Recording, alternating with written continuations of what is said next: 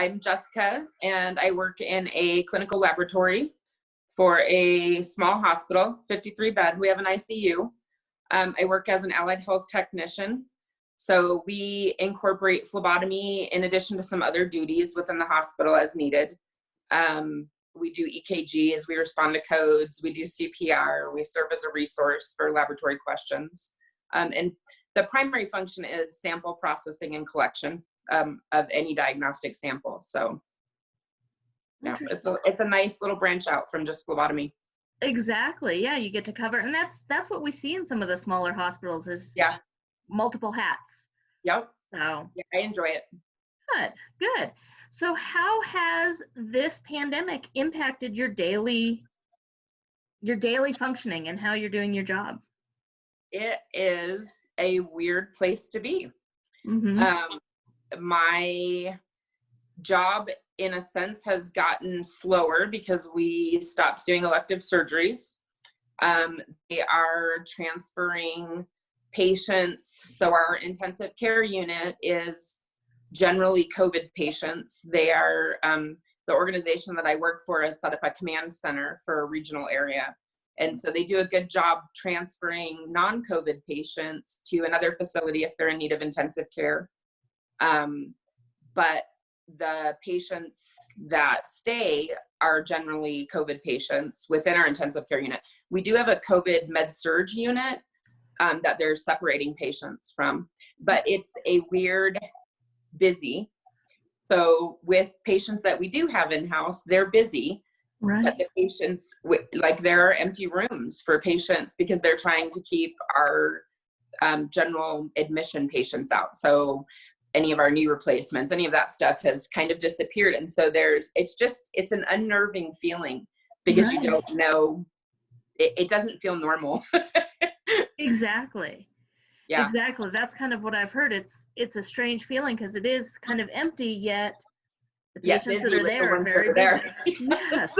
Yeah. They're quite a bit more labor intensive. And the other thing I noticed when this first started was some of our patients who are regulars that come in, they have either their chronic health conditions that require them to stay in-house for extended amounts of times. I noticed I hadn't seen them in a while.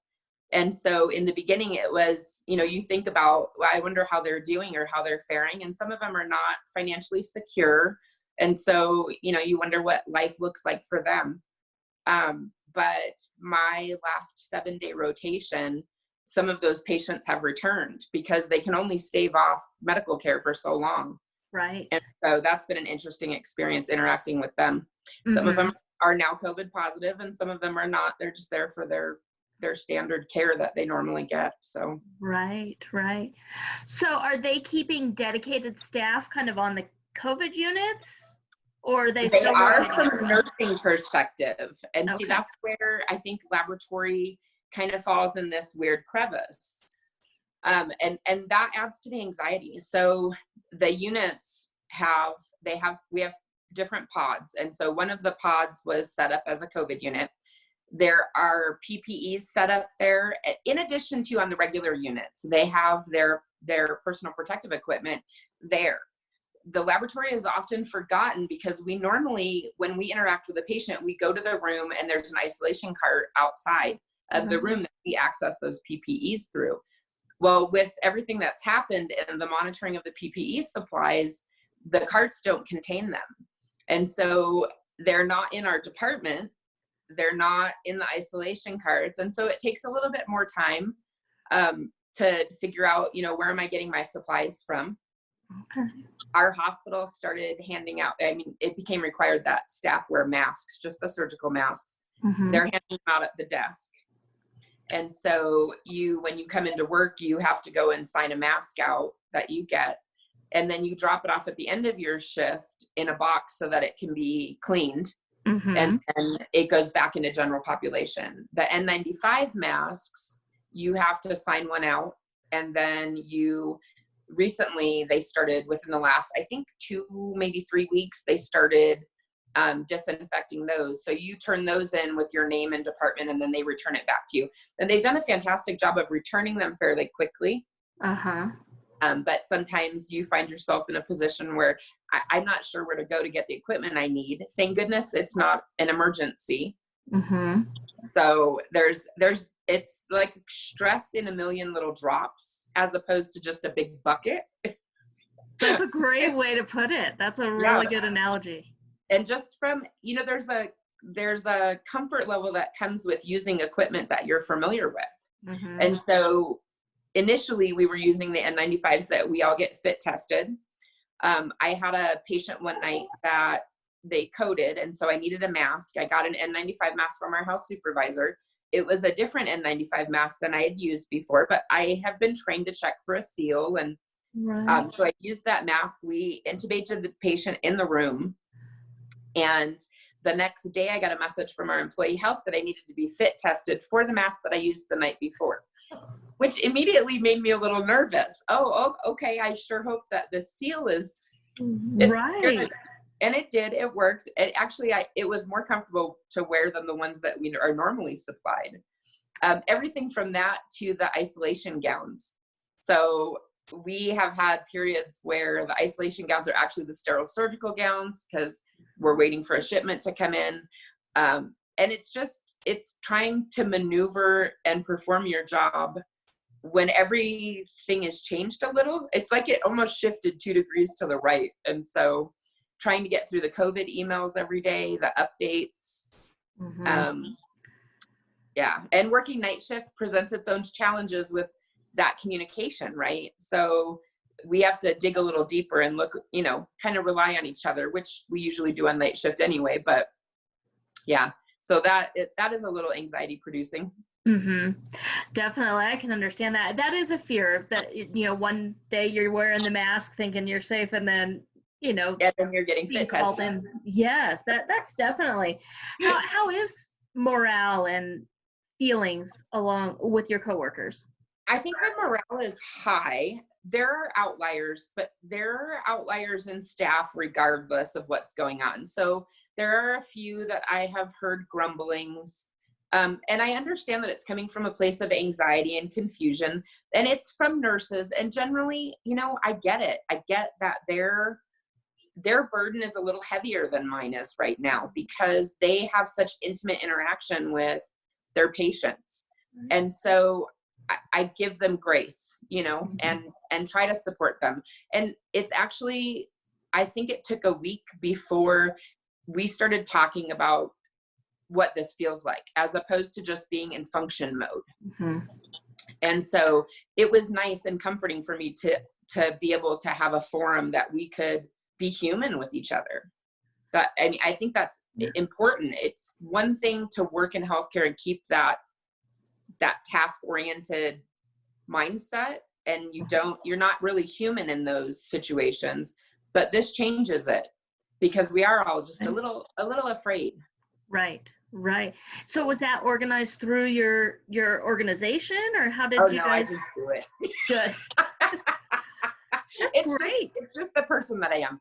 And I have the fortune of building better relationships on night shift because we work, there's less of us. So we have to rely on each other. We often tend to get to know each other a little bit better.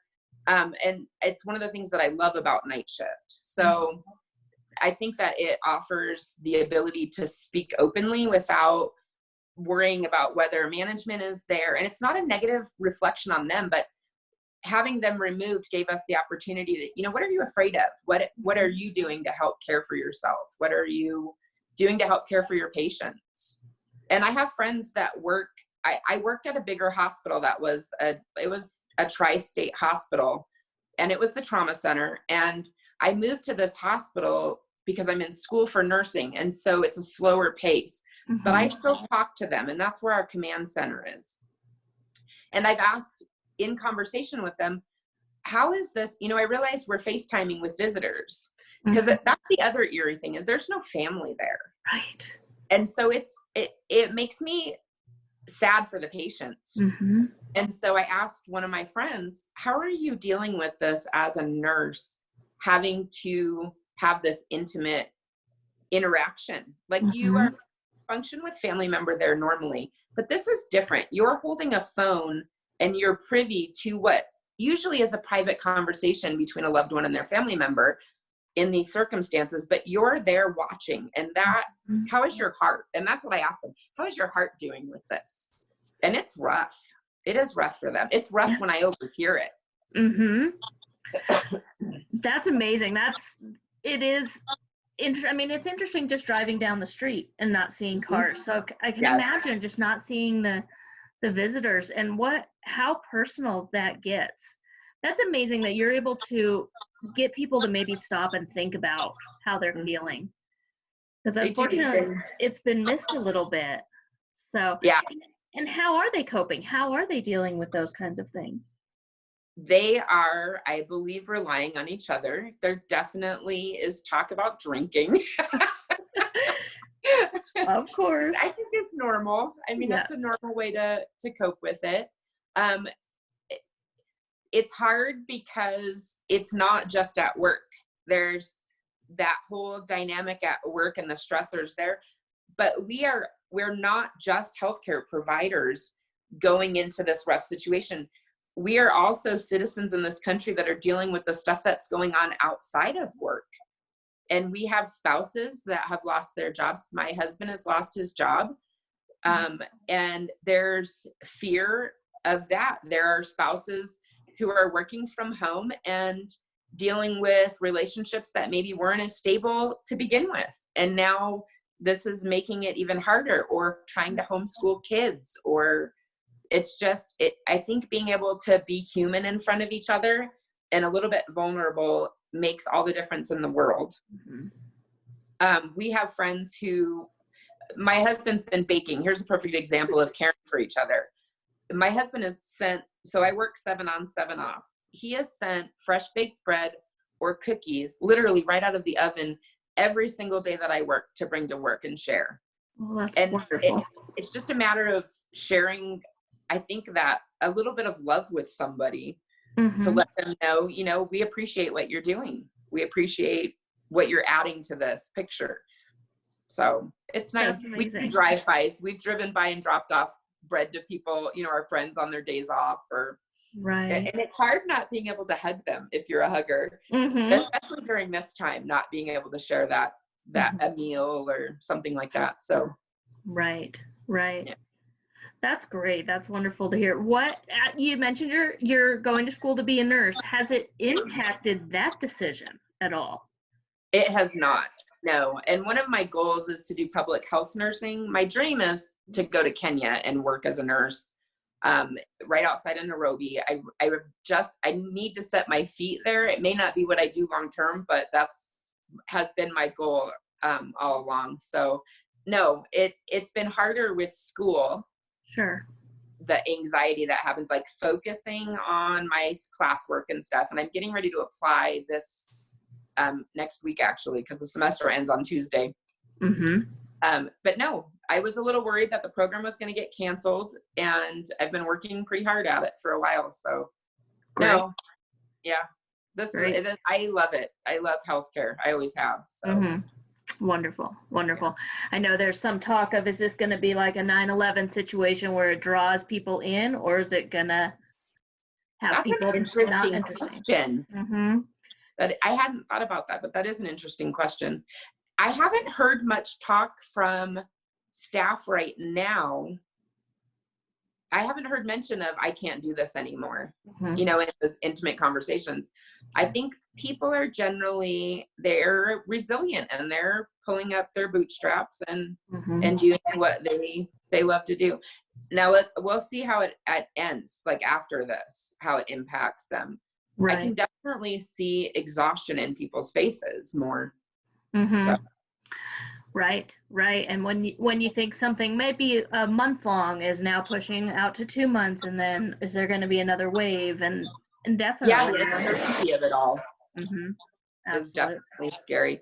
I think that's the other thing too. I think when you work in a hospital in healthcare, or any kind of healthcare where you are plugged into the emergency medicine part of it, you are kind of used to adapting to that. I'm sitting doing nothing and going from 0 to 100 in a matter of seconds. And I think, you can do that in limited spurts, but it feels like that's almost where we're at all the time now.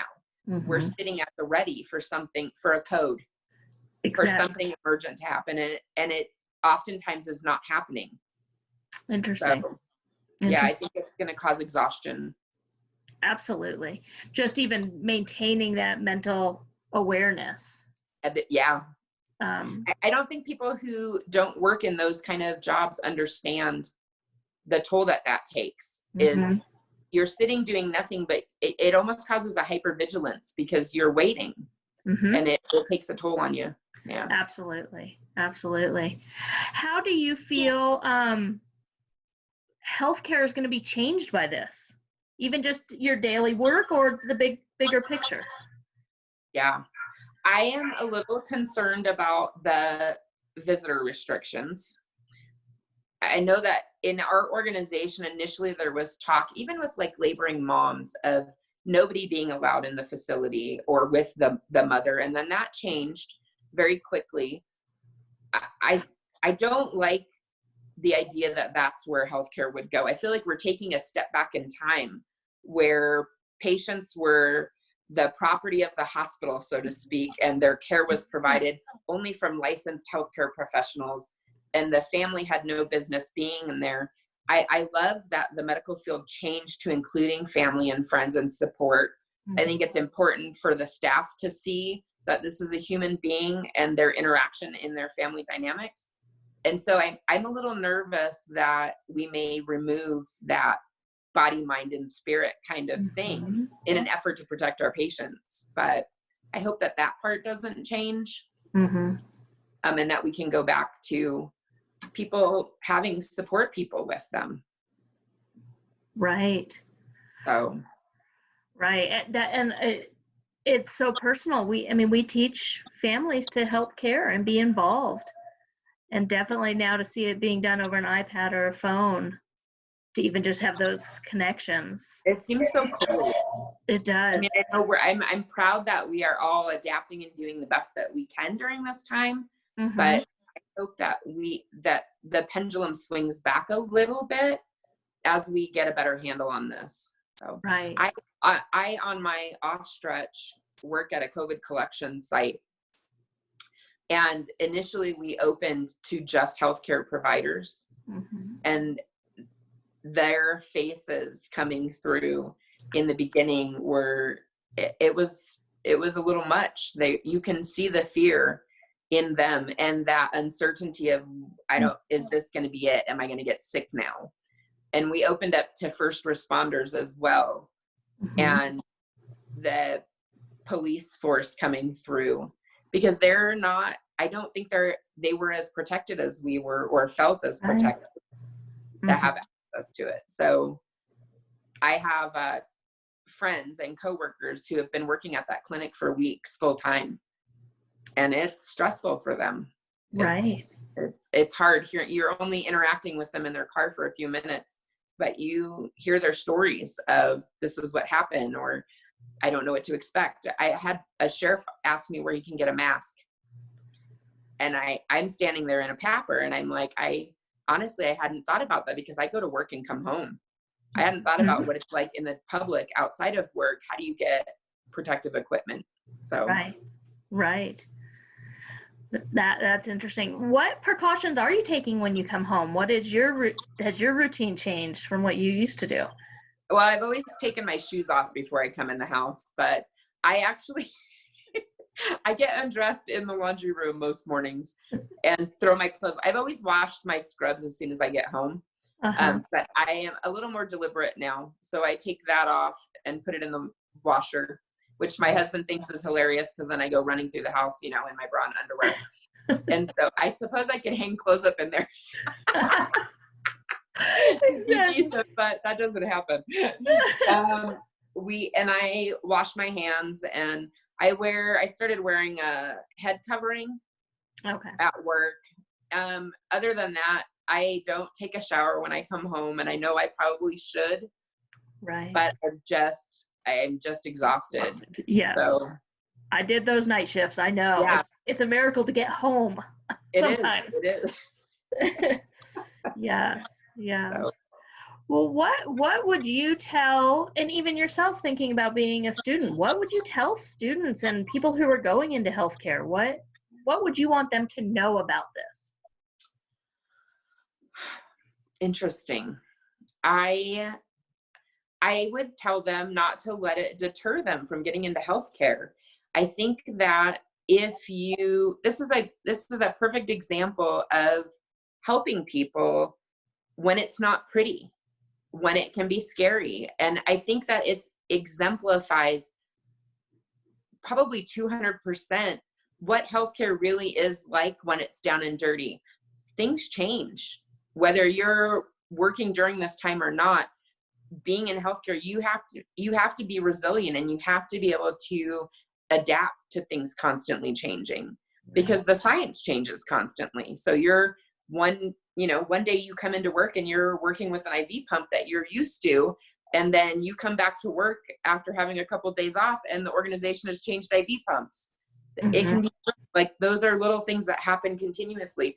This is just on a bigger scale, because it's not just in your hospital or your organization. And I think tapping into and reminding yourself continually, why are you doing this? The patient's still the same. They're still sick. And where you come from into healthcare matters. What is your purpose? What are you bringing to the table to give back? And I think the majority of the people that I work with, in their heart, are there for that reason. They're there to care for people. They genuinely care. It's not just a paycheck. Mm-hmm. And also develop early on mechanisms to care for yourself. My husband and I have started walking after I get home from work. It's easy to do on your days off. It's harder to do when you work all day. Mm-hmm. And so it's a balance. We go out into nature. We go for a little walk, just a mile or two. I don't want to do it. When I pull in the driveway, I want to go to bed. I don't want to go out and go do something. Mm-hmm. But when I'm done with it, my soul feels a little healthier. And I think being deliberate in doing those things regularly during normal times are important. So I think anybody that's thinking about getting into healthcare should learn how to. And I'm not sure if nursing programs teach that. I know there's discussion, but I don't know if they genuinely teach it. Mm-hmm. As an educator, I've been an educator for 15 years. And I will tell you, I know we want to say that we do, but I think this has shown that we need to do more of that. Mm-hmm. Definitely. Because I think that is a huge piece. Mm-hmm. Touching other people, period, especially when they're sick and vulnerable, takes a little bit of your energy. Mm-hmm. And you go into it knowing that you have that to give. Right. But during these times when your cup is already full, sometimes you need ways to replenish that. Yeah. Mm-hmm. That's excellent. That's a great take on that, because I do think that resiliency is what these nurses are going to need to have to get through this. Not just nurses. I just speak because I am a nurse and I'm used to nursing education, but for all healthcare. Yeah. And that's why I think it's wonderful that you've been at least able to get people out there and talking, mm-hmm. even if it's just, unorganized, and you getting those feelings out. That's a huge relief for people. It is. That being able to be afraid mm-hmm. is something that you don't generally see when you're at work. Right. You may see it for drinks after work or for a quick lunch break with mm-hmm. a close coworker, but it's not something that's open conversation. And by being able to say, I'm a little afraid. Right. I'm a little afraid because I don't know what's going to happen, allows other people to also be afraid. Mm-hmm. Exactly. How is your family? You talked about your husband. How's your family deal with it? Do they have fear? So my husband does. So I have an adult son that lives in the next city over. We lost our son, 19-year-old son, in September. And so we have a grief counselor that we meet with regularly. And we've been meeting via Zoom now, so that's changed. And so I think for us, we were in a little different position because we were dealing with this heavy grief already. Right. But I think it added to, my husband was afraid. He openly shared that, which I appreciate and value. He's like, you're leaving every day. Sorry. No, that's okay. And he said, we have lost so much already. I'm afraid that I'm going to lose you. And that hurt. I mean, that hurts your heart. Yeah. Because not only was I going to my work shifts, I was also going to volunteering and going to the COVID clinic to help. Right. And I think it's a valid fear. Like, what do you say to that? I knew when I married you that this is where your heart is, that your heart is to help people, and that there were risks, and I support you in that, but I'm afraid. So to see somebody that you love and care about say that they're afraid, right. And he's like, I just don't want you to die. Like, essentially that's what he said. Right, of course. So, and that's hard. It impacts your family. Like, but he has been incredibly supportive, and we joke about him being a house husband right now, hence the baking and stuff.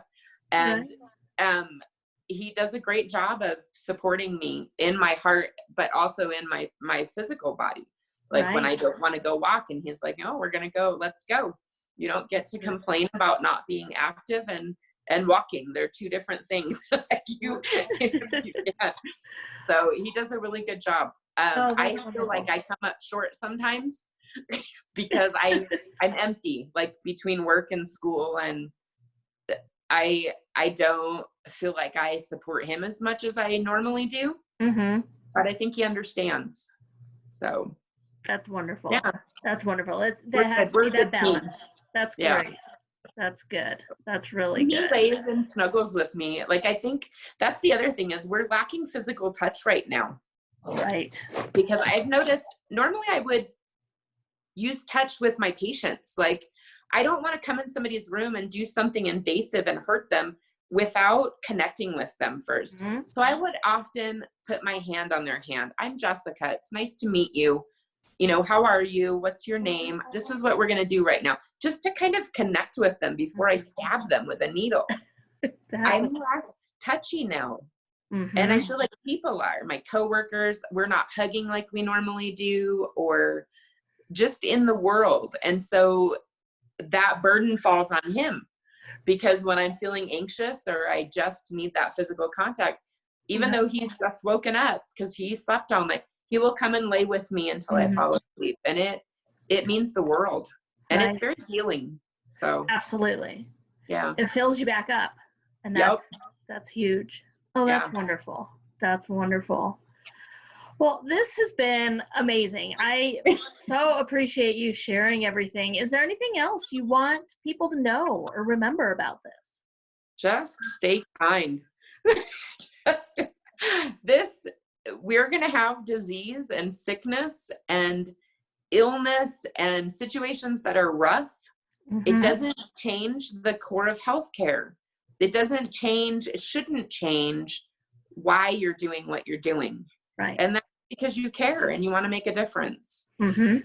So, and don't fight change. That's a big one. Yes. It's so unnerving. And I think, that's what I love that's one thing to learn with all this is there's change every day you're walking into work. It really is. Just from the start of a shift to the end of it now. And you're responsible for taking in this information, taking what applies to you and doing your job. Right. Even though you don't have a dedicated, it's not like, everyone gets an hour when they come in now to review their emails, and there aren't huddles, it's just constant information being thrown at you. So it's a little challenging. Right. Where do you feel like you get the best information? I read my emails. So we get emails from our CEO of our healthcare organization. And then we get emails from the president of our hospital. We get emails from our manager, I at report ask, that's the first thing I ask, are there any updates? What's changed? Mm-hmm. When I'm on my work stretch, it's easier, but when I'm off for 7 and then come back, it's a little harder because there's Right. so much stuff that's changed.